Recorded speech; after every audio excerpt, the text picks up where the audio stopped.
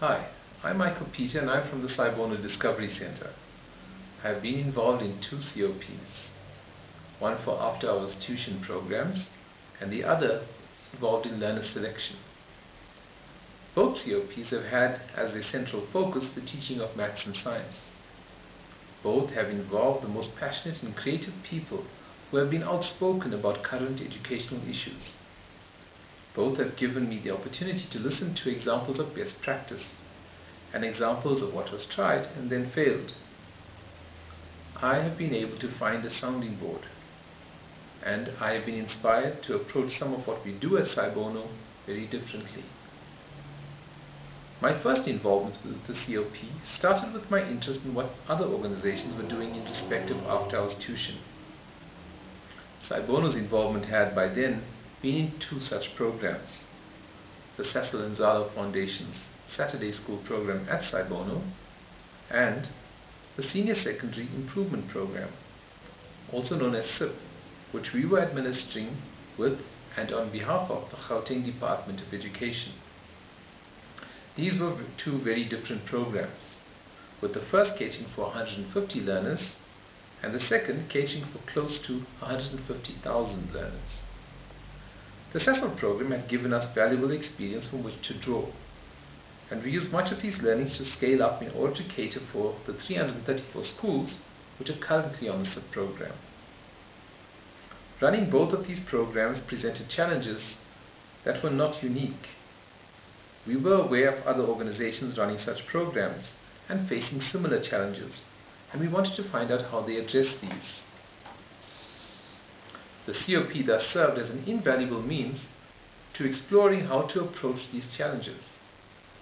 Some of these challenges that were raised and discussed were: how to select learners with potential from schools which produce unreliable and sometimes abysmal results; how to prevent the overlap of projects; how to make up the massive gaps that learners have owing to poor teaching; how to address the issue of learners who drop out; how to provide appropriate resources that have impact; how to make the best use of these resources already available; how to select the best teachers to use on the programs; how to get the best teachers from areas that generally produce poor results; how to improve management of these projects; and how to ensure that these external projects have an impact on what happens back in the school. I can assure you that, as hard as we tried, we were not able to find the answers to all these questions. But we did make more friends, gain more insight into our work, find new ways of doing things, and positively impact on our programs through this sharing of knowledge. Even where we failed to collectively find answers, we found a new confidence in knowing that our failures at least were not unique and that our peers were equally daunted. It is hard to gauge where the successes of a COP sit exactly. There are many factors, though, that contribute to project success, but certainly the following are those that I should mention. A COP enables you to know the terrain. A COP enables one to have a wider knowledge and understanding of what other similar projects are attempting, what they are succeeding at, and where they may be failing. It has enabled Sci-Bono to understand what is happening here in Gauteng to some extent. That has informed decision making about our projects, enabled us to target particular schools and areas, assisted us to define what approach we should use based on what works where, and in general has provided a rich tapestry of information. The second factor is strength in numbers. The knowledge that we gained has been enriched by a visit to the COP of the Western Cape a couple of months ago. We had the privilege of meeting a passionate team involved in after-hours and Saturday school tuition. That COP experiences very different challenges to those we face in Gauteng, but to their credit, they have rallied together strongly and canvassed the Western Cape Education Department on a number of issues.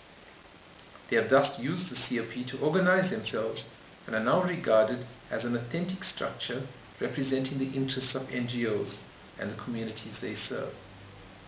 No mean feat, considering that a short while ago they were not being given much recognition. And thirdly, the issue of direction. Something which has been a strong learning point for me is that we can make a significant difference through scaled-up activities. This has been evident through the SIP program. With over 276 schools and over 150,000 grade 10, 11 and 12 learners in the SIP program last year, we began to see shifts in learner performance.